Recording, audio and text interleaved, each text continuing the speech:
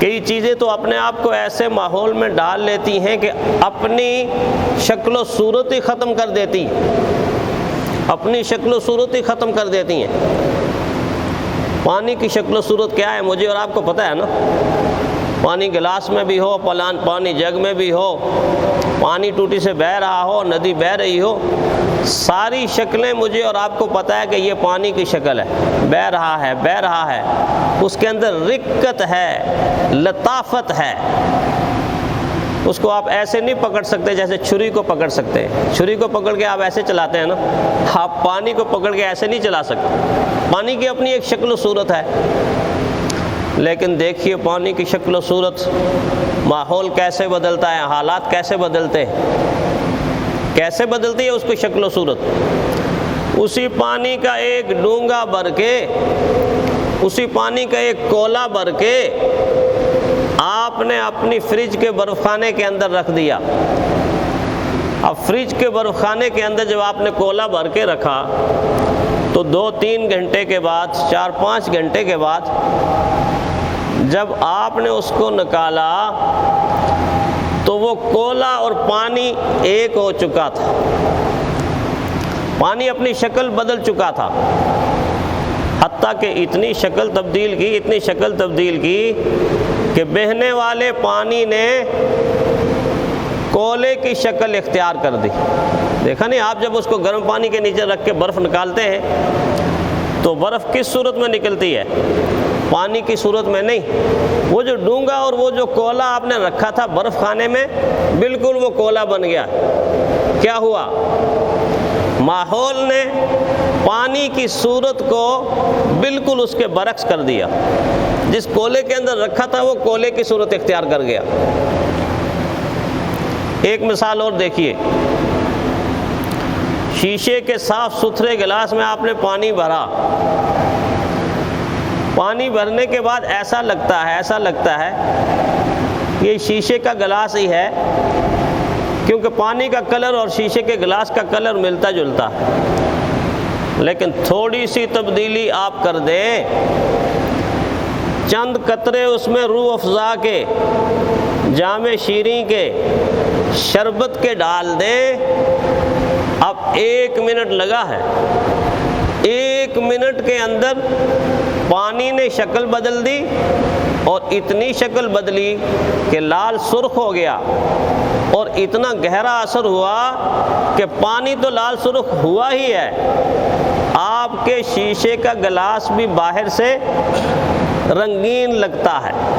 لال شربت ہے تو لال لگتا ہے، ہرا شربت ہے تو ہرا لگتا ہے، یلو شربت ہے تو پیلا لگتا ہے۔ آپ دیکھ رہے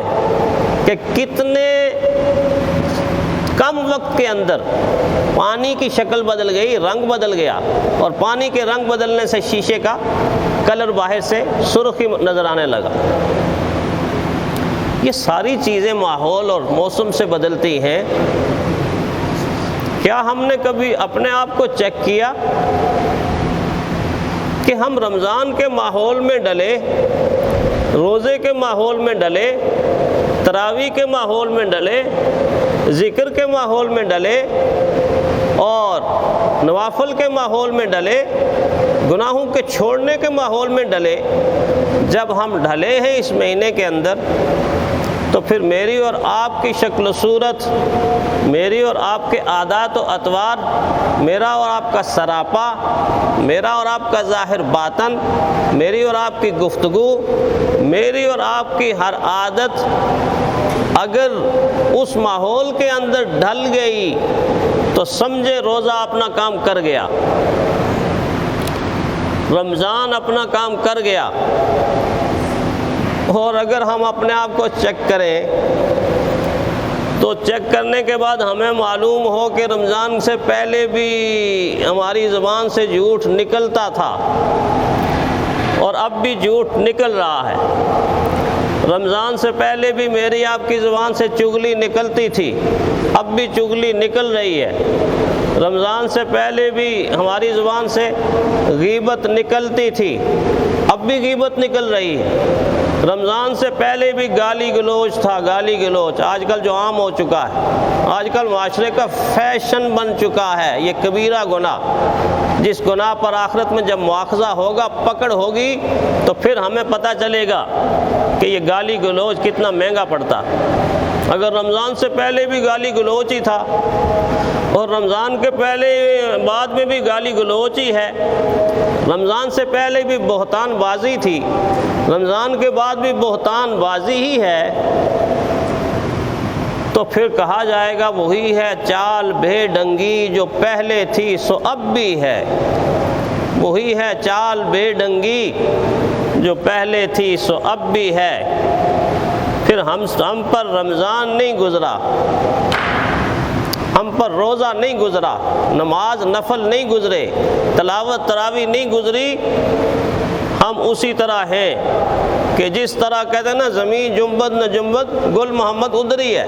زمین جتنے مرضی گھوم جائے گل محمد وہیں بیٹھا ہوا ہے، اس کو کوئی فرق نہیں پڑتا۔ اس اعتبار سے رمضان کے بعد ہم اپنی عادات کا جائزہ تو لیں، تجزیہ تو کریں، محاسبہ تو کیا چیز ہماری بدلی ہے۔ اگر پہلے صبر تھا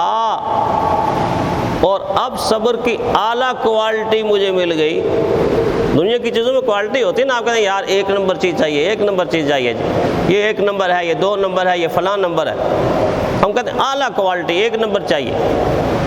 تو ہم عادات و اطوار اور صفات کے لحاظ سے اعلیٰ صفت نہیں حاصل کر سکتے۔ ہمیں صبر چاہیے۔ صبر کون سا چاہیے؟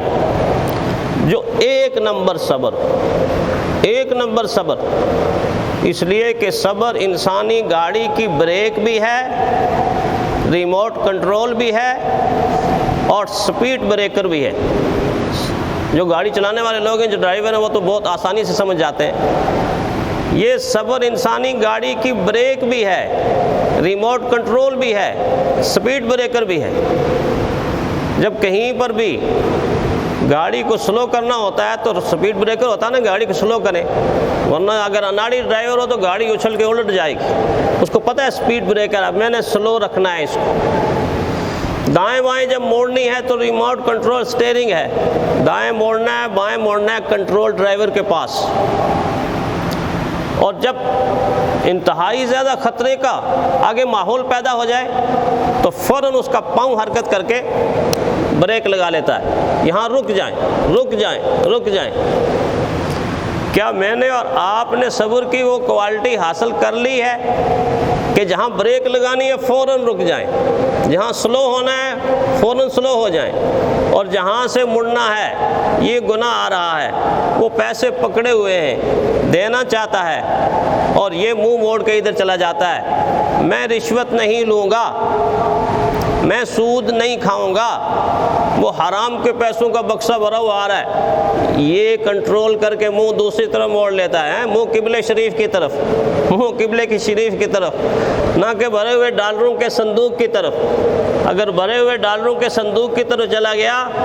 تو سمجھو کہ یہ روزہ نہیں رہا، اس کے روزے نے کوئی کام نہیں کیا۔ اور اگر اتنی چیز چھوڑ کے دوسری طرف مڑ گیا، نہیں میرا اللہ مجھے دیکھ رہا ہے، میرا اللہ مجھے دیکھ رہا ہے، کہتے ہیں جو کرتا ہے تو چھپ کے